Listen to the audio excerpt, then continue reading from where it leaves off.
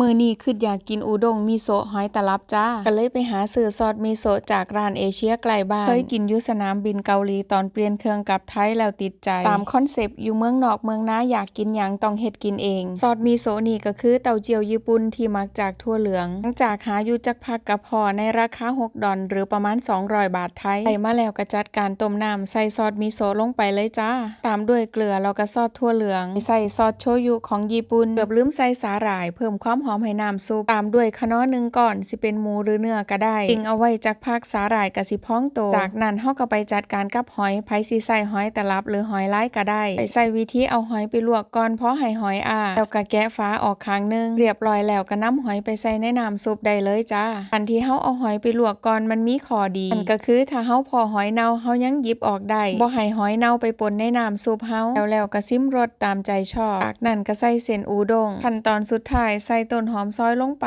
ที่เห็นสมอยู่นั่นเป็นแครอทจ้าใครอยากกินผักหยังก็ใส่เพิ่มลงไปได้ตามสะดวกเฮ็ดน้ำซุปแล้วเอิ้นพ่อบ้านมาซิมแล้วก็เฮ็ดหน้าเป็นตา